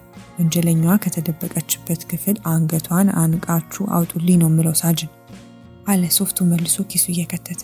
መርማሪው ኮስተር ብሎ ሲመለከተው ቆይቶ ዳዊት ህግ ልታስተምረኝ እየሞከርክ ነው? ይኸውልህ ሁሉንም ነገር በአይምሮ እየፈጠርከው ነው። ይህን ሚስትህ እንደባለፈው ቤቷ ቁጭ ብላ ይሆናል። ወደ ቤትህ ሂድና ያት። በማይሆን ነገር የእኛንም ጊዜ አትግደል። ዳዊት እጆቹን አጣምሮ መሬቱን እየተመለከተ በአይምሮ እየፈጠርኩ ይሆን? በአይኔ በብረቱ ሚስቴ ከሌላ ወንድ ጋር ወደ ሆቴል ስትገባ አላየዋትም? በፍጹም እየፈጠርኩ ሊሆን አይችልም። ደጋግመው ሄደው አንድ ክፍል ውስጥ አጧት ማለት ሌላኛው ክፍል ውስጥ አልነበረችም ማለት አይደለም ሲል አሰበ። ከተቀመጠበት በተስፋ መቁረጥ ተነስቶ ሊወጣ ሲል ዶፍ ዝናብ መጣል ስለጀመረ ተመልሶ እዚያ ወንበር ላይ ተቀመጠ። ከፖሊስ ጣቢያው ጣሪያ ላይ ያረፈ ቁልቁል ወደ መሬት የሚንዠቀዠቀውን ዝናብ በተከፈተው መስኮት በኩል በትንንሽ አይኖቹ ያየ በሐሳብ ይወዛወዛል። አሁን ማን ያምነኛል? ለብቻችን ስንሆን ያለችው ሳራና ሰው ፊት የምትቀርበው ሳራ የተለያየች መሆኗን ብናገር ማን ያምነኛል? ሰይጣንና መልአክ ናት። በቁመት አብዳለ እንዳለችኝ አብጄ ይሆን? እውነት ሳራን ከዛ ሰውዬ ጋር ስትገባ በአይኔ አላየኋትም? ለምንድን ነው ይቺ ዓለም ለአስመሳይ ሰዎች ድልን የምታቀዳቸው? የገዛ ቤተሰቦቼ እንኳን በአስመሳይ ማንነቷ ተረድተው በሐሰት ተደልለው እኔን ከድተው ከሷ ወግነዋል። ከቶ ማንም ያምነኝ? መቼ ነው ትክክለኛ ማንነቷን ሰው የሚያውቀው? ከራሱ ጋር ሲነጋገር ቆይቶ ድንገት ብንን እንደማለት ብሎ ድምፅ አውጥቶ መናገር አለመናገሩን ለማረጋገጥ ዙሪያ ገባውን ቃኝቶ መርማሪው ላይ ያፈጠጠበት። ለምን ሳይካትሪስት ጋር አትከታተልም? አለ መርማሪው አፉ ላይ እንደመጣለት። ዳዊት ጢም የሸፈኑት ከንፈሮቹን አላቆ በቅሬታ ፈገግ አለ። እውነት እንዳበድኩ ነው ሁላችሁ የምታስቡት? አይ ሰው ሲያብድ ብቻ እኮ አይደለም የአእምሮ ሐኪም ማናገር ያለበት። ምናልባት እኛ ከምንረዳ ይልቅ እነሱ ይረዱ ይሆናል አለ መርማሪው በሐዘኔታ እያየው። ዳዊት ንዴት በሰራ ካሉ ተሰራጨ። ጠይም ግንባሩ ላይ ደም የሞላው ወፍራም የደም ስር እስከ አፍንጫው መነሻ ድረስ ተገተረ። ሳጅን ሚስቴን አታውቋትም። ሌላ ሰው ሲኖር ሌላ ናት፣ ከኔ ጋር ሌላ። በኋላ ግን ሁላችሁም ይቆጫችኋል። እንዳበድኩ እንድታምኑ ያደረገቻችሁ ሆን ብላ ነው። ለምንድን ነው እየጎዳችኝ ነው ብለህ የምታስበው? ባለፈው እንዴት ስትንሰፈሰፍልህ እንደነበር አላየሁም? እየቀናህ እንዳይሆን አለ በዳዊት ላይ የተፈጠረውን ከባድ ቁጣ ለማብረድ እንደ መሳቅ እያለ። አይ ሳጅን፣ ያማይ ማስመሰሉ አንድ ክፍል ነው። የዛ ድራማዋ ውጤት ነው ዛሬ አንተ እኔን እንደ እብድ እንድትቆጥረኝና እየፈጸመች ባለው ወንጀል እጅ ከፍንጅ እንዳትይዙልኝ ያደረገ። እኔ እብድ ነኝ ከተባልኩ ንብረቴን የሚያስተዳድር ሞግዚት ያስፈልገኛል። ለዓመታት የደከምኩበትን ሀብት ሳራ በሞግዚትነት ስም እንዳሻት ትፈነጭበታለች ማለት ነው። አየህ፣ ለዚህ ነው እብድ ነው እንድባል እየጣረች ያለችው አለ ትክዝ ብሎ። መርማሪው ለጥቂት ሰከንዶች እንደማሰብ ብሎ ንብረቱ የጋራ ከሆነ ግማሽ ድርሻዋን መውሰድ እየቻለች ያንተ ማበድ ምን ያደርግላታል? ዳዊት ከትካዜ ሳይወጣ ንብረቴ ሁሉ ከጋብቻ በፊት ያፈራሁት ነው። ስንጋባም በጋብቻ ውል የግሌ መሆኑን ተፈራርመናል። የግል ንብረቴን ሸጬ የገዛሁትን ህንፃ በፍርድ ቤት የግል ንብረቴ መሆኑ ተገልጾ ተመዝግቧል። እኔና ሳራ ብንፋታ ከ500,000 ብር በላይ አታገኝም አለ እጆቹን ደረቱ ላይ አጣምሮ ጣራጣሪውን እያየ። መርማሪው ዳዊት ያለውን በማመንና ባለማመን መካከል ሆኖ ታዲያ ችግራችሁ ለምን በሽማግሌ አትፈቱ? በእኔና በሷ መሃል የለየለት ችግር የለም። አብሮ መኖርም መለያየትም አንችልም። የሆነ ቦታ ላይ ተሰክተናል። መንቀሳቀስ አንችልም፣ መላቀቅ አንችልም። እንዳንላቀቅ ሆነን ተሰፍተናል። ነፍስያችን ተጠያይፏል፣ አካላችን ግን አልተለያየም። ልቧ ከኔ ከራቀ ቆይቷል። የኔም ልብ ከሷ ጋር አይደለም። የኔ ልብ ግን የት ነው? የት ነው? በእያንዳንዷ ደቂቃ እሷን ነው የማስበው። ምክንያቱም በእያንዳንዷ ሰከንድ የምትቆፍርልኝን ጉድጓድ ጥልቀቱ ስለሚያባንነኝ ነው አለ ለማባራት ዳር ዳር የሚለውን ዝናብ እያየ። እና አሁን የሚችን ሴትዮ እጅ ከፍንጅ ለመያዝ ፈቃደኛ አይደለህም ሳጅን? ዳዊት እስኪ ራስህን አረጋጋና ወደ ቤት ሂድ። ትልቅ ሰው ጨምራችሁ ቁጭ ብላችሁ ተነጋገሩ። ቮልቴር ምን ይላል መሰለ ሳጅን? ይህ ፍትሃዊነት በመጨረሻም ነፃነትን ያጎናጽፋል። እንግዲህ ከእናንተ የተነፈገኝን ፍትህ በገዛ እጄ እንዳገኝ ነፃነቴን ሰጥተኸኛል። ደህናዋል ብሎ ተነስቶ ወጣ። ጣቢያው ግቢ ሲወጣ ካፌው አላቆመም። ብን ብን እያለ የሚወርደው ዝናብ ሙሉ ልብሱ ላይ እየሰረገ በትናንሽ ነጫጭ የውሃ ፍንጥቅጣቂዎች ያረሰረሰው። የአስፋልቱን ግራ ጠርዝ ይዞ በዝግታ ይጓዛል። ካጠገቡ የሚጮሁ የመንገድ ላይ ነጋዴዎች አይሰሙትም። ከጎኑ እየተጣደፉ የሚነግዱ ሰዎች አይታዩትም። በዣንጥላቸው ዘንቁለውት ይቅርታ ብለውት ያለፉት ሴትዮ እንኳን አልቀሰቀሱትም። በልቡ የሞላው የነፃነት ስሜት መላ አካላቱን ውጦታል። እጆቹ ደንዝዘዋል። አጫጭር እግሮቹ ቀስ ያሉ ውሃ ያራሰውን መሬት ይረግጣሉ። ድንገት ቆመ። ላፍታ ሁሉ ነገር ወደ ራሱ የተመለሰ መሰለ። ከእንቅልፉ እንደባነነ ሰው ዙሪያ ገባውን ቃኘ።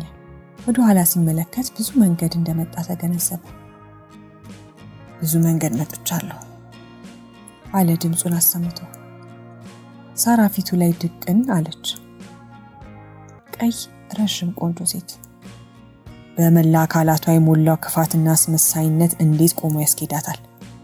ለሀብት ብላ ግማሽ አካሏን እየበደለች እንዴት ጥርሷ ይስቅላታል? እስከ መማገጥ ያደረሳት በአማረ አካል ውስጥ ያደፈጠው ክፋቷ እንዴት እንቅልፍ ያስወስዳታል? አለ የበለጠ ጮክ ብሎ። በሰራ አካላቱ ጥላቻና ንዴት ሲሰራጭ ይሰማዋል። እጆቹ ከመደንዘዝ ወጥተው በደም ተወጠሩ። ከቆመበት በፍጥነት ወደ ኋላ ዞሮ ወደ መጣበት መንገድ መራመድ ጀመረ። ብቻውን እንደቀረ ተሰማው። ብቻውን ነው። ዓለም ሁሉ ከሳራ ክፋት ጋር አብሯል። ሁሉም በአስመሳይ ፈገግታዋ ሰክሮ ክፋቷና ብልግናዋን የሚያይበት አይኑ ታውሯል። አሁን ዓለም ከሷ ወገን ነው። እሱ ግን ብቻውን ነው። አምና ፍርድ ቤት በር ላይ በቁመት አብዳለ እንዳለችኝ አብጄ ይሆን እንዴ? የለም ሌላው ሰው ነው ያበደው። እኔ ሙሉ ጤነኛ ነኝ። በየቀኑ እንደምታደርስብኝ በደል ፍትህ ማግኘት የነበረብኝ ድሮ ነበር። ድሮ ንብረቴን ልትቀማኝ ስታዜር፣ ማንነቴን ስትወስድብኝ፣ እምነቴን ትዳሬን ስታቆሽሽብኝ ነበር። ያኔ ነበር ፍትህን ከማላገኛት ቦታ ስፈልግ ጊዜ ፈጀው። አስቀድሜ እንደወሰንኩት ፍትህን በገዛ እጄ ላገኛት ይገባ ነበር። ወደ መኪናው ገብቶ ሞተሩን አስነስቶ በፍጥነት ተፈተለከ። ኤልቪስ ሆቴል ደርሶ መኪናውን ራቅ አድርጎ ካቆመ በኋላ ከቦርድ መሳቢያ ውስጥ ሽጉጡን አውጥቶ ከወገቡ ላይ ሽጦ ኮት ከደረበበት በኋላ ወደ ሆቴሉ አመራ። እንደ ሰካራም እዛና እዚህ እየረገጠ ከሱሪው ያመለጠ ሸሚዙ ተንዘላዝሎ እጁን እያወናጨፈ ከእንግዳ መቀበያው ደረሰ። ከእንግዳ መቀበያ ባልኮኒው ኋላ የተቀመጠች ሴት ብድግ ከማለቷ ሽጉጡን አውጥቶ ከባልኮኒው ጋር አጋጨው። ሳራ የት ናት? አለ በድንጋጤ በፈሰሰችው ሴት ላይ አፍጦ። እንግዳ ተቀባይዋ እጆቿ እየተንቀጠቀጡ የሚደርስላትን ሰው እየማተረች ሳራ ማናት ጌታዬ? አለች። ቀይ ረዥም ቆንጆ ሴት የኔ ሚስት ናታ። እዚህ ከአንድ ወጠምሻ ጎረምሳ ጋር እየባለገች እንደሆነ አውቃለሁ። ይህን ትንሽ ጭንቅላትሽን ሳላፈነዳው የትኛው ክፍል እንዳለሽ ንገሪኝ ቶሎ በይ። እንግዳ ተቀባይዋ ደንበኞች ሲገቡ የሚመዘገቡበትን ፎርሞች አውጥታ የሳራን ስም እየፈለገች ሳለ አረንጓዴ የሆቴሉ ስም የታተመበትን ዩኒፎርም የለበሰ ጎልማሳ ሰው ወደ እንግዳ መቀበያው መጣ። ዳዊትንና በእጁ የያዘውን ሽጉጥ አፈራርቆ ከተመለከተ በኋላ ችግር አለ ጌታዬ? ምን ፈልገው ነው? አለ እጅግ በበዛ ትህትና። ዳዊት ላፍታ በእርጋታ አጠገቡ የቆመውን ሰው ከላይ እስከታች ከተመለከተ በኋላ እንኳን መጣ። ይቺ ፈዛዛ ልጅ ትዕግስቴን አስጨርሳኝ ነበር። ሳራ ወዳለችበት ክፍል ውሰደኝ አሁኑኑ አለው። ሳራ ማለት ቀይ ረዥም ቆንጆ ሴት ከ30 ደቂቃ በፊት ከአንድ መልከ መልካም ረዥም ወጣት ጋር ክፍል የያዙት ናቸው አይደል? እነሱማ ደንበኞቻችን ናቸው ጌታዬ። ሽጉጥ ይዘው ገብተው ጉዳት እንዲያደርሱባቸው አልፈቅድም። እባክዎ ደውለን እንድትመጣ እስክናደርግ እዚህ ሶፋ ላይ አረፍ ብለው ራስዎን ያረጋጉ። ዳዊት ሰውየው ተናግሮ እስኪያበቃ ባለማመን አፉን ከፍቶ ሲሰማ ቆይቶ ጎሽ አንተ በጣም ጥሩ ሰው ነህ። ደንበኞችን በደንብ ትጠብቃለህ። ይህን ሽጉጥ ያስኩት ጉዳት ለማድረስ አይደለም፣ ለማስፈራራት ብቻ ነው። ይኸው ባዶ ነው፣ ቀለህ የለውም ብሎ የሽጉጡን አፈሙዝ ካሳየው በኋላ ወደ ጎኑ መልሶ ሽጦ ከኪሱ የታሰረ 10,000 ብር አውጥቶ በሰውየው እጅ ላይ ያስቀመጠ። ሰውየው እጁ ላይ የተቀመጠውን ገንዘብ በፍጥነት ወደ ኪሱ እየከተተ ወደ ዳዊት ጎንበስ ብሎ ድምፁን ዝቅ አድርጎ ሳራና ፍቅረኛዋ 2ኛ ፎቅ 202 ክፍል ውስጥ ነው ያሉት። እንግዲህ አደራ፣ መቼም ትልቅ ሰው ኖት፣ ኃላፊነት ወስጄ ነው ማስገባዎት፣ ራስዎንም እኛንም ችግር ውስጥ ብሎ ንግግሩን ሳይጨርስ ዳዊት በሩጫ የሆቴሉን ደረጃ ሲወጣ ሰውየው ከፊቱ ላይ አነስተኛ ፈገግታ ተሳለ። ዳዊት የበቀል ስሜቱ የፈጠረበትን ደስታ መቆጣጠር ተስኖት 2ኛ ፎቅ ላይ በረድፍ የተደረደሩ ንጹህና ጸጥታ የሰፈነባቸውን ክፍሎች በጫማ ኮቴው እያደፈረሰ አንጋጦ የክፍሎቹን ቁጥር ሲያነብ ቆይቶ 202 ተብሎ የተጻፈበት ክፍል ጋር ሲደርስ ቆመ። ሽጉጡን አውጥቶ ካቀባበለ በኋላ የበሩን እጀታ ጠመዘዘ። ሳያስበው የክፍሉ በር ወለል ብሎ ተከፈተ። ኮቴው እንዳይሰማ ተጠንቅቆ ወደ ውስጥ ዘለቀ። ነጭ አልጋ ልብስ ከለበሰው ሰፊ አልጋ ላይ ተሸፋፍነው እንቅልፍ የጣላቸው 2 ሰዎች ተኝተዋል።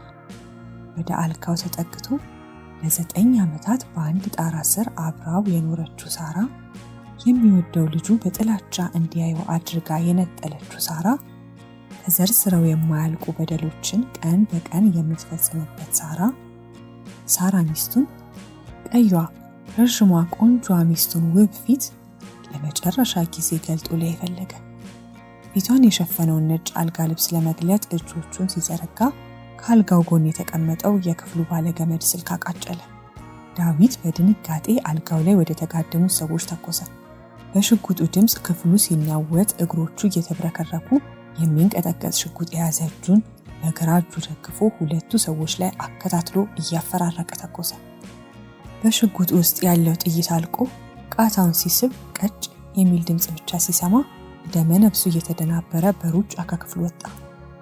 ከታች ከደረጃ እየተንጋጉ የሚመጡ ሰዎችን ኮቴ ስለሰማ በአደጋ ጊዜ መውጫ በር በኩል ቁልቁል በምትምዘገዘግ ቀጭን የብረት ደረጃ እየሮጠ በሆቴሉ የጓሮ በር ወጣ። ፊቱ በላቦት ታጥቦ ቁና እየተነፈሰ ከመኪናው ደርሶ ከገባ በኋላ ሽጉጡን ወደ ኋላ ወንበር ወረወረ። በሚንቀጠቀጥ እጆቹ ሞተር አስነስቶ ከኋላው የሚከተሉት ፖሊሶች መኖር አለመኖራቸውን በስፖኪዮ እያየ ተፈተለከ። መንገዱ ወደ መራው ሲያሽከረክር ቆይቶ ከሱ ተነጥላ የነበረች ነፍሱ ቀስ በቀስ ወደ ራሱ ስትመለስ ከዋናው አስፋልት ገባ ብሎ ባለ መንደር ውስጥ አቆመ። ገደልኳቸው አለ፣ የእጆቹ መዳፍ ላይ ደም እየፈለገ። ገደልኳቸው፣ እኔም እሷም አበቃለን በቃ ሲል ጮኸ። ጭንቅላቱን መሪው ላይ አስደግፎ ራሱን ለማረጋጋት አየር እያስወጣ እያስገባ መተንፈስ ጀመረ። በፍጥነት የምትመታው ልቡ እየተረጋጋች ስትመጣ ከ15 ደቂቃ በፊት በሆቴል ውስጥ የሆነውን ሁሉ አንድ ባንድ ትዝ አለው። በተስፋ መቁረጥ ካቀረቀረበት ወደ ኋላ ወንበሩ ላይ ተደግፎ አይኖቹን ጨፈነ።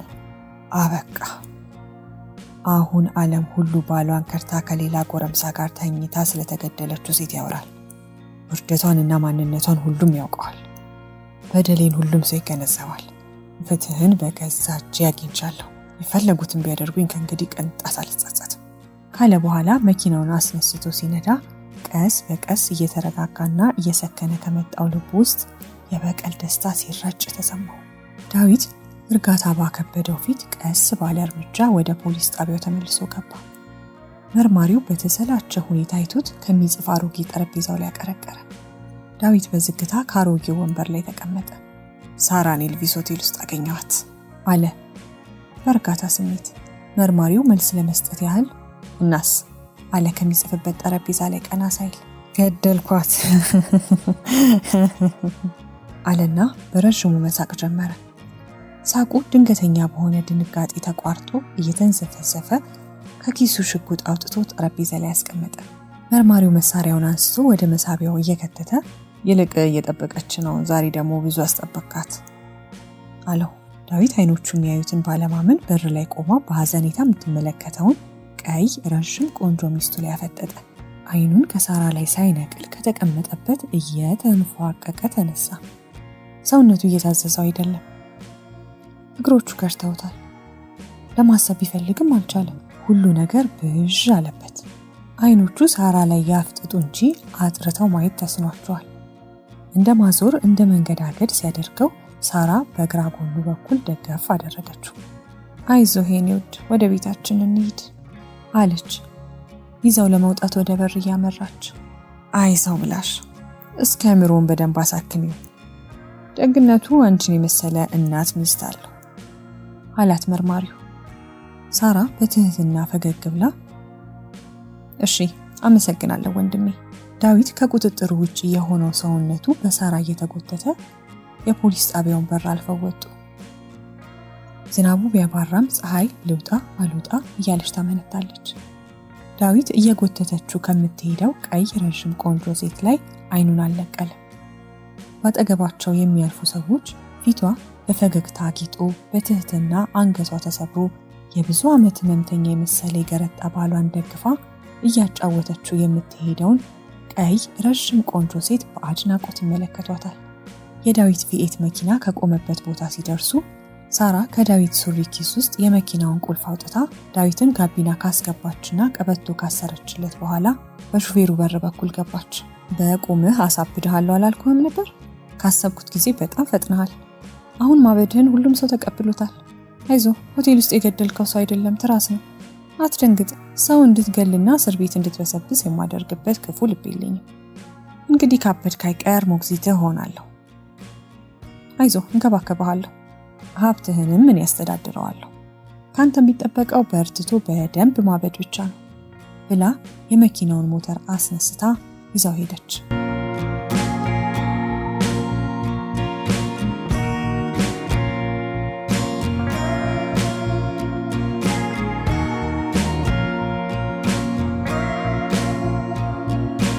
አያት ልጅ የልጅ ልጅ።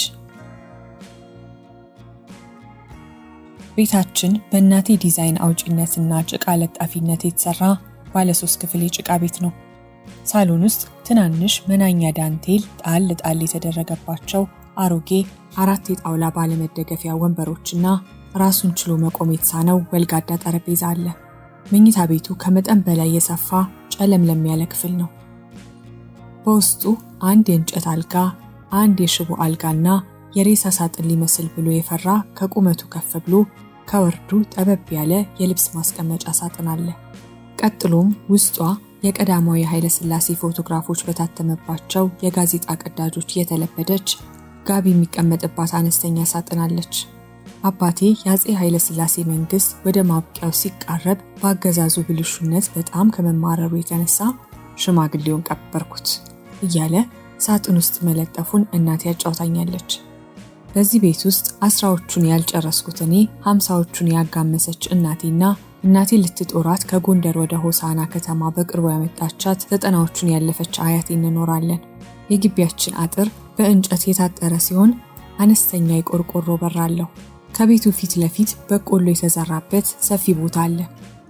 የአንድ መካከለኛ ሰው ያህል ቁመት ያላቸው የበቆሎ አገዳዎች እንደያቅማቸው የበቆሎ ፍሬያቸውን አዝለው ተሰልፈው ግቢውን ስለሸፈኑት ከግቢው ውጭ ላለ ሰው ከፍ ብሎ የተሰራ የመኝታ ቤቱ ጣሪያ ብቻ ይታያል። አገዳዎቹን ንፋስ ሲያወዛውዛቸው ቅጠሎቻቸው የሚፈጥሩት ሙዚቃ ልብን ያርዳል። እናቴ በሌለችበት ጊዜ አያቴ እንቅልፍ ወስዷት ለብቻዬ ስሆን የበቆሎ አገዳዎቹ የሚፈጥሩትን ድምፅ ስሰማ ውስጤ ይረበሻል። የዚህ ዓለም ማብቂያ እንደደረሰ የሚያንሾካሹኩ ይመስለኛል። እፈራለሁ። ከንፋሱ ፉጨትና ከበቆሎ አገዳዎቹ ውዝዋዜ በኋላ ተከትሎ የሚመጣው ዝናብ ኮርኒስ አልባ በሆነው የቤታችን ቆርቆሮ ጣሪያ ላይ ሲያርፍ የምገባበት ይጠፋኛል። በቀስታ በሩን ዘግቼ አያቴ ከተኛችበት አልጋ ግርጌ ላይ ኩርምት ብዬ እቀመጣለሁ። አያቴ ጀርባዋ ጎብጦ መሬቱን ለመሳም ጥቂት ቢቀራትም ባልሸነፍ ባይነት በመቋሚያዋ እየተመረኮዘች ከቤት ደጅ ትንቀሳቀሳለች። ከራሷ ላይ ነጭ የመነኩሴ ቆብ ደፍታ በሀበሻ ቀሚሷ ላይ ንጽህናው አይን የሚያጥበረብር ኩታዋን አጣፍታ ትራስ ከተደረገበት የእንጨት ወንበር ላይ ቁጭ ስትል ሳሎኑን ትሞላዋለች። ገና ያልወለቁ 2 ትላልቅ ቢጫ የፊት ጥርሶቿ ስትስቅ ብቻ ሳይሆን ስትናገርም ከተሸበሸበው ከናፍሯ መሃል ብቅ ይላል። ጨዋታዋ አይጠገብም። ቁጣዋ በፍርሃት ያብረከርካል። ምክሯ ከ90 ዓመት ባልቴት የሚወጣ አይመስልም። በ1994 ዓ.ም የሚኒስትሪ ፈተና ደርሶ እስከ ፈተናው ቀን ድረስ ትምህርት ተዘግቶ እቤት ስውል ስለነበር ሁልጊዜ ጥናቴን ስጨርስ አጠገቧ ቁጭ እላለሁ።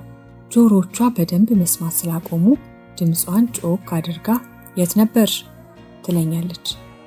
እሜት እናኔ እላለሁ እንዲሰማት ጮክ ብዬ። ዛሬ ቀኑ ምንድነው? ሮብ ነው እናኔ። ዛዲያ ምን ነው ትምህርት አልሄድሽ? ለፈተና እንድናጠና ተዘግቶ ነው እናኔ። አሁንና ጥናትሽን ጨርሰሽ ነው? አሁን እናኔ። በእጄ ጎበዚት የኔ ልጅ ትላለች። የሚማር ሰው ትወዳለች። በዘመኗ ትምህርት ባለመማሯ ትቆጫለች። የት ነበር? እናንተ እድለኞች ናችሁ። ብማር ወድ ነበር። ምን ዋጋ አለው? በእኛ ዘመን ትምህርት የሚማሩት ወንዶች ከነሱም እድለኞች ነበሩ። በደርግ ዘመን የመሰረተ ትምህርት ተማሩ ሲባል እኔ መማር አለብኝ አልኩ። በዚያ ጊዜ ጥርስ ያለ ጊዜው ወላልቆ 2 ብቻ ቀርተው ነበር። ዛዲያ ልመዘገብ አስኳላ ሄድኩ። መምህሩ አይቶኝ እማማ እርሱ አርጅተዋል አለኝ። ልጄ ትምህርት እድሜን አይገድበውም፣ ስሜን እንኳን ጥፌ ልሞት አልኩት። ጥርሶት ራሱ ወላልቆ አልቋል፣ አሁን ምኑን ይማሩታል ቢለኝ በጥርሴ ነው ምጥፍ? ጥርሴን ምች ነው ካለ ጊዜ ያውላለቀው እንጂ በእድሜ አይደለም አልኩት። አይሆንም ብሎ ከለከለኝ። እስቲ ቀለም ይግባኝ አይግባኝ ሳያውቅ እንደው ክፋቱ ነው አለች። አሁን የሆነ ያህል እንዴቷ የተሸበሸበውን ፊቷን ይበልጥ እያጨማደደው። እናኔ ወይዬ ልጄ ብትማሪ ኖሮ ምን ትሆኚ ነበር? አይ ወይኔ በማርማ ኖሮ አገር መራ ነበር አለች በቁጭት እየተንገበገበች። የኔ የልጅ ልጇ እድሜ ገና 10ዎቹ አጋማሽ ላይ ቢሆንም ከስሯ ቁጭ ብዬ ስትተርክ መስማት ከሷ ጋር ወደ ኋላ ዓመታትን ይወስደኛል። እኔም የሆነ ወቅት ላይ እንደ አያቴ እንደማረጃ አላስብም። እርጅና ለአያቴ ብቻ የተሰጠ ከልጅነቷ ጀምሮ አሮጊት የነበረች እንጂ ሕፃን ሆና የተወለደች በኮረዳነት የኖረች ወይዘሮ ሆና ከእርጅና የደረሰች አይመስለኝም። የልጅነቷን ዘመን ስታጫውተኝ ስለ እናትና አባቷ ስታወጋ ከጎልማሳ እናትና አባቷ ጋር ያረጀችው አያቴን እስላታለሁ። የተሸበሸበ ፊቷ የሆነ ወቅት ላይ ለስላሳ ውብ የኮረዳ ፊት የነበረ መሆኑን ማሰብ ያዳግተኛል። ከተጨማደደ አንገቷ ላይ ያለው የደበዘዘ ንቅሳት ከዓመታት በፊት ከመቃ አንገቷ ላይ ከቀይ ፊቷ ጋር ደምቆ ያስውባት እንደነበር መገመት አልችልም። አያቴና እኔ በእኔ ለጋ ጭንቅላት ውስጥ ጉልበት የሚያስም ጸጋ ያላት አሮጊት ሆና የተወለደች አሮጊት ሆና የኖረች ሴት ናት። አልፎ አልፎ እናቴን ምክንያት አልባ የመሰለኝን ትዕዛዝ ስታዛት ለእናቴ እናቷ መሆኗን ዘንግቼ በትንሽ አይምሮዬ ብሽቅ እላለሁ። አንድ ቅዳሜ ጠዋት ጎርነን ባለ ድምፅ እናቴን ትኬ ስትል ተጣራች። እመትና ነይ ብላ በፍጥነት የምትሰራውን ስራ ጥላ ወደ አያቴ መጣች። ዱባ ገዝተሽ ነይ፣ ደሞ ነግሬሻለሁ፣ ዘንበ ሲል ሰው የዋለ የዱባ ከፋይ እንዳትገዢ፣ ቀላ ያለ ድፍን ዱባ ግዢ ስትል ቀጠን ያለ ትዕዛዝ ሰጠች። ጥሎብኝ ዱባ አልወድም። እናቴ ዱባ ጣፍጣ ብትሰራም የዱባ ፍንካቾቹ ካፌ ውስጥ ከገቡ በኋላ ከጉሮሮዬ አልወርድ እያሉ ይተናነቁኛል። እናቴ የማልወደውን ዱባ ያውም ድፍኑን ለመግዛት ዘንቢሏን አንጠልጥላ ስትወጣ ተከትያት ወጣሁ። ገበያው ከመኖሪያ ቤታችን ከ1 ሰዓት በላይ በእግር የሚያስኬድ ቢሆንም ጋሪም ሆነ ሌላ ትራንስፖርት አልነበረም። ከእናቴ ጋር የባጥ የቆጡን እየተጫወትን ከአድካሚ የእግር ጉዞ በኋላ ከገበያ ደረስን። በምንኖርበት የሆሳና ከተማ ካሉት 2 ዋና ዋና ገበያዎች ዛሬ የሄድንበት የቅዳሜ ገበያ የሚባለው ነው። ሰፊው ገበያ አትክልት፣ እህል፣ ከሰል፣ ማር፣ ቅቤ፣ ዶሮ ለመሸጥና ለመግዛት ጮክ ብለው በአማርኛና በሀዲየኛ በሚነጋገሩ ገበያተኞች ተሞልቷል። ከገበያው ጥግ ጥግ ጋያ የሚጨስባቸው የላስቲክ ቤቶች አሉ። ከገጠር የመጡ ሴቶችና ወንዶች ገበያተኞች የያዙትን ዕቃ ሸጠው ሲያበቁ የገዙትን ዘይት፣ ጋዝና መሰል ዕቃዎች ሸክፈው ክብ ሰርተው ተቀምጠው እየተቀባበሉ ጋያ ያጨሳሉ። ሁልጊዜ ቅዳሜ ገበያ ሲሄድ የሚገርመኝ ሴት ገጠሪዎች ከወንዶች እኩል ቁጭ ብለው እየተጫወቱና እየሳሉ ከአፍ አፍ እየተቀባበሉ ደስ የማይል ሽታ ያለውን ትንባሆ ሲምጉ ማየት ነበር። እናቴ የምትፈልጋቸውን ነገሮች ገዝታ ስታበቃ ወደ ዱባ ተራ ገባን። የአያቴን ፍላጎት የሚያሟላ ዱባ ለመግዛት ከአንዱ ዱባ ሻጭ ወደ ሌላው ዱባ ሻጭ እየተዘዋወረች ድፍን ዱባ እያነሳች እየጣለች ስትመርጥ በዝምታ እከታተላለሁ። በአንድ በኩል የአያቴ ፍላጎት የሆነው ዱባን መፈለግ የሚያበቃ አልመስል ሲለኝ፣ በሌላ በኩል በረዥም የእግር ጉዞ የዛለው ቀጭን ጉልበቴ መቆም አቅቶት ሲንቀጠቀጥ ትንሽዬ ንዴት ከትንሽ ልቤ ውስጥ ይጫራል። እማ አንዱን ገዝተን ለምን አንሄድም አልኩ ስልችቴ ሲብስብኝ። እና ደስ አይላትም? የምትፈልገውን ዱባ እንግዛና እንሄዳለን። አሁን ዱባ ምንም አይነት ቢሆን ውሃ ውሃ ነው የሚለው። ወይ አሁንስ በጣም ደከመኝ እያልኩ ነጫነጫለሁ። እናቴ ዱባዎቹን እያነሳች በጣለች ቁጥር እናኔ ደስ የሚላት ዱባ ምን አይነት እንደሆነ ግራ ይገባኛል። ከብዙ ምርመራና ፍተሻ በኋላ ሲያዩት የሚያምር ትልቅ ቀላ ያለ ዱባ ከዱባዎች መሃል ብቅ አለ።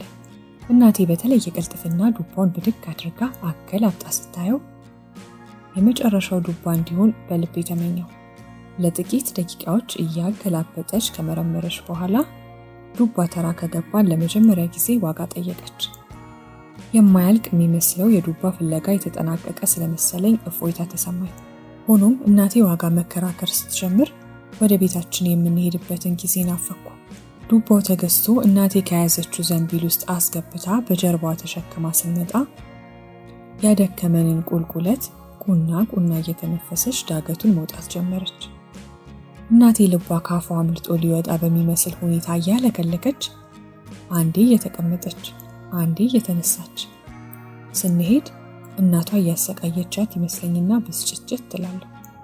እና እኔ ደግሞ አሁን ካልጠፋ ነገር ይሄንን የሚያህል ዱባ ከምታሸክመን ምን አለ የተከፈለውን ብንገዛ አልኳት። ተይ ልጄ የልቧ ይድረስ። አንቺ ደከመሻ። አንቺም ለእናትሽ እኔም ለእናቴ ነኝ ልጅ አለች እየሳቀች። እንዴ ለእናትሽስ ቢሆን በማይሆን ትዕዛዝ ድፍን ዱባ ተሸክመሽ መድከም አለብሽ? ልጄ አባቴ ነፍሱን ይማረውና ልጆች ሳለን ምን ይለን ነበር መሰለሽ?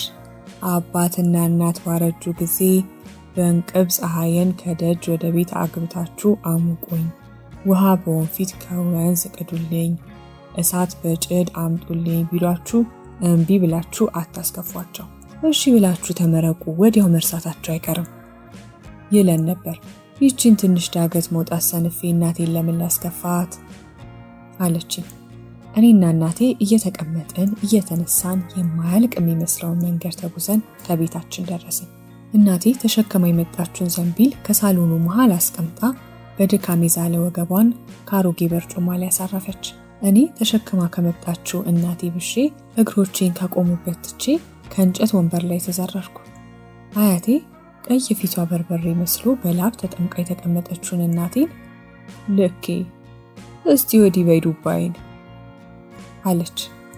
ከተቀመጠችበት ተጎትታ ተነስታ ከዘንቢል ውስጥ ዱባውን አውጥታ ለአያቴ ከሰጠች በኋላ መልሳ ከበርጩማው ላይ ተቀመጠች።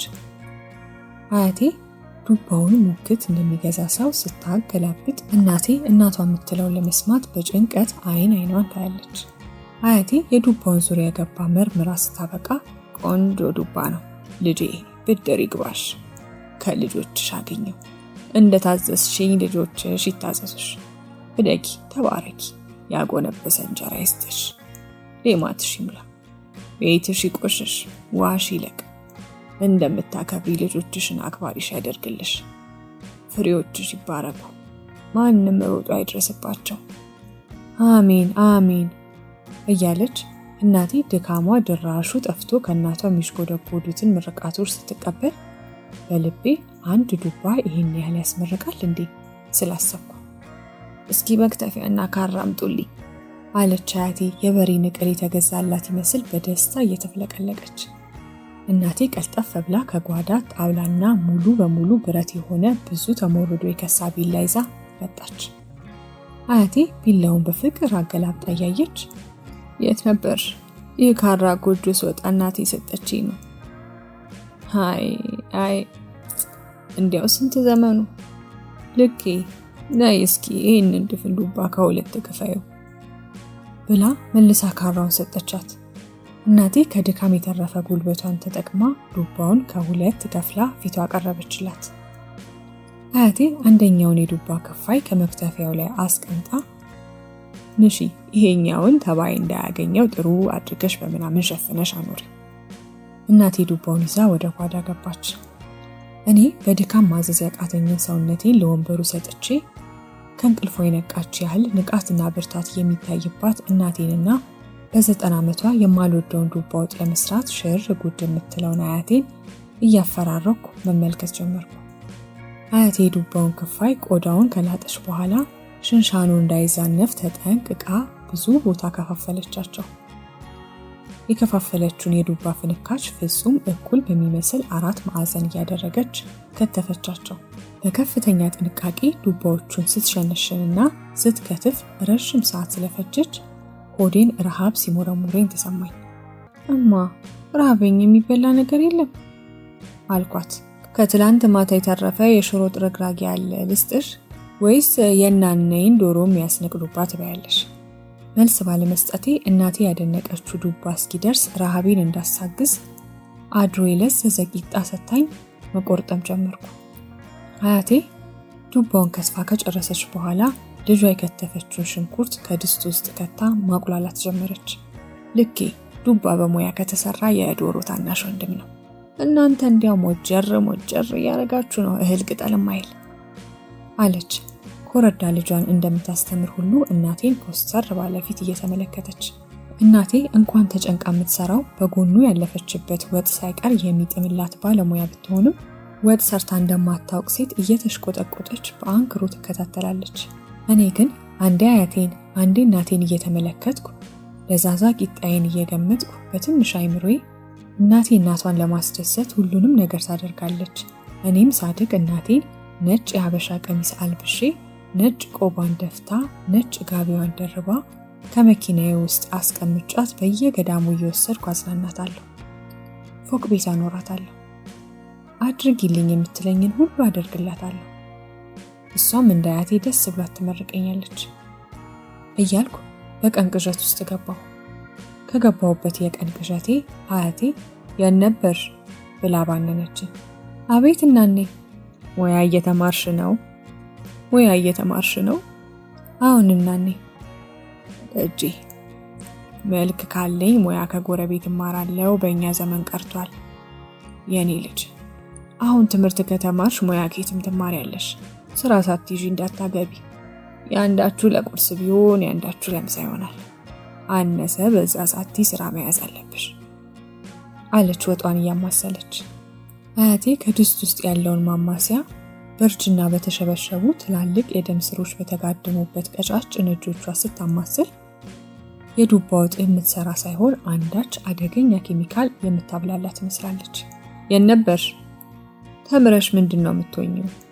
አለችኝ አይኖቿን ከወጧ ላይ ሳትነቅል። ይህንን ጥያቄ በተደጋጋሚ በመልስላትም በመልሴ ደስ ትሰኛለች፣ አሊያም ወዲያው ትዘነጋዋለች መሰል ደጋግማ ትጠይቀኛለች።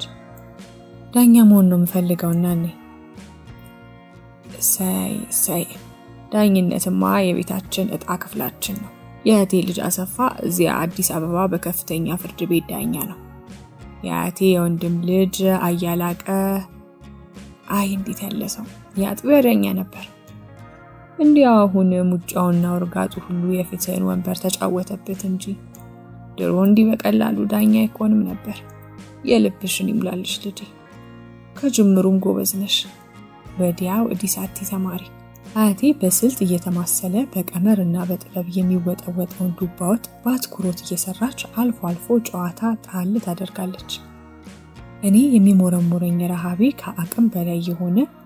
የሚሞረሙረኝ ረሃብ ከአቅሜ በላይ የሆነ ከድስት ውስጥ ተጠራርጎ በሳህን የተቀመጠውን ያደረ ቀዝቃዛ ሽሮ የመብላት አምሮት እየተፈታተነኝ የዱባ ወጡን መብሰል እጠባበቃለሁ። ወዲያው እናቴ በራፉ ላይ በመዘፍዘፊያ የተቀመጠ ልብስ ልታጥብ ስትሰናዳ አያቴ ከምታማስልበት ቀና ብላ አየቻት። ልኬ ምን ልትሰሪ ነው ሰኞ ስራ ሲሄድ የምለብሰውን ልብስ ላለቅልቅ ብዬ ነው እናኔ። ምን ትላለች? ወዲያ በይ እሱን። ስራ ለብሼ የሚሄድ የታጠበ ልብስ የለኝም እኮ እናኔ አለች እናቴ እየተቁለጨለጨች። ዛዲያ ወጡ ተሰርቶ ሳያልቅ ነው ልብስ የምታጥቢው? ሳሙና ታፈናጥሪብኛለሽ አለች ከፍ ባለ ቁጣ። እሺ እንዳልሽ በኋላ አጥበዋለሁ ብላ ልብስ የያዘውን መዘፍዘፊያ ይዛ ወደ ጓዳ ገባች። ሰዓታት የፈጀው የአያቴ ዱባ ወጥ ሽታው ሆድ ማላወስ ጀመረ። ለወትሮ ከጉሮሮዬ የማይወርድልኝ ዱባ በረሃብና በሽታው ማወድ ቀርቦ እስክመገብ ለተጨማሪ ደቂቃዎች መታገስ አቃተኝ። እማ የናኔ ዱባ ከደረሰ ስጪኝ፣ በረሃብ ልሞት ነው አልኩ ከከሰል ማንደጃ ላይ የወረደውን ትኩስ የዱባ ወጥ እያየሁ። እናኔ እንጀራ ላቅርብ አይደል ስትል ጠየቀቻት። ሁሉም ነገር በአያቴ ፈቃድ ውስጥ በመውደቁ ረሃብና ብስጭት ተደማምረው እንደ እሳተ ገሞራ ሊፈነዳ የተቃረበ የብሶት ስሜት በአያቴ ምላሽ ውሃ ተቸለሰበት። በይቀንሽና ቀዝቅዢ፣ ወጥ ከሰዓት እንደወረደ ወዲያው አይበላም፣ ደረት ይተኩሳል፣ ሆድ ያቃጥላል አለች። በአይምሮዬ ወጡ የሚቀዘቀዝበትን ደቂቃዎች ስቆጥር እናቴ የኔን መራብ አይታ ወጡን ጨልፋ ከሰሃን ውስጥ ካደረገች በኋላ ቀዝቃዛ ውሃ ከሞላው ሌላ ሰፊ ሰሃን ውስጥ ከተተችው። ትንሽ ቆየት ብላ ቀይ አበባ በተሳለበት ክብ ትሪ ላይ 3 እንጀራዎችን ደራርባ ከጠረጴዛ ላይ ያስቀመጠች። እናቴ ከትኩሱ ዱባ ወጥ ቀንሳ ካቀዘቀዘችበት ሰሃን ውስጥ በትልቅ ቆልማማ ጭልፋ እየጨለፈች እንጀራው ላይ ጨመረች። የዱባዎቹ ክፍልፋዮች አያቴ በመክተፊያው ላይ ስትከትፋቸው በነበሩበት 4 ማዕዘን ቅርጻቸው ሳይፈርሱ ከቀይ አማረ የወጥ መረቅ ጋር ከእንጀራው ላይ ፈሰዋል።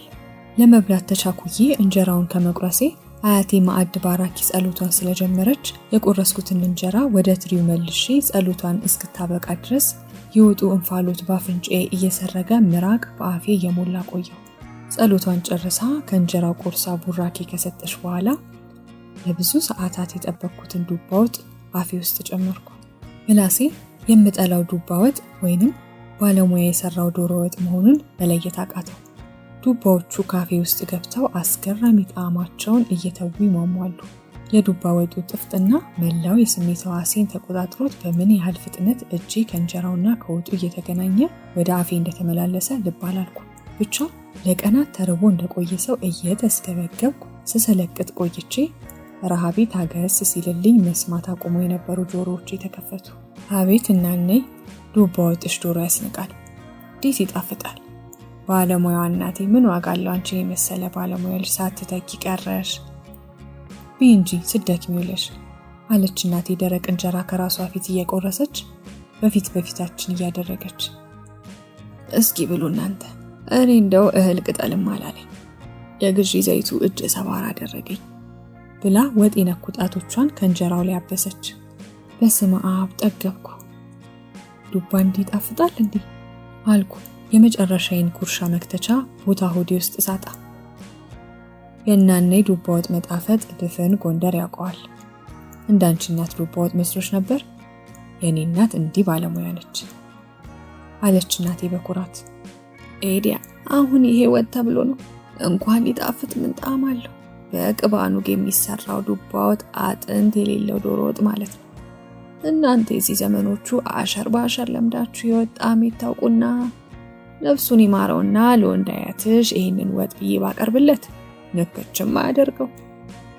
ልኬ ኑግዢና ቅባኑግ አውጥተሽ የቀረውን የዱባ ክፋይ ሰራዋለሁ አለች አያቴ ከተፈጠርኩ ቀምሼው የማላውቀውን የዱባ ወጧን መጣፈጥ እያጣጣለች። ዘመን የማይለውጠው ነገር የለም። ዘመን የሰዎችን አኗኗር፣ አስተሳሰብ፣ ፍላጎትና ምርጫን ብቻ ሳይሆን የዱባ ወጥን ጣዕምም እንደሚቀይር በትንሿ ልቤ ተገነዘብኩ። ከዚያም አያቴ ወደ ጸሎቷ፣ እናቴ ልብስ አጠባዋን ስትጀምር እኔ በዱባ ወጥ ሆዴ እንደተቆዘረ ዘመን ከጫነብኝ ስንፍና ጋር ከመኝታ ቤት ገብቼ ከሽቦ አልጋ ላይ ተኛሁ።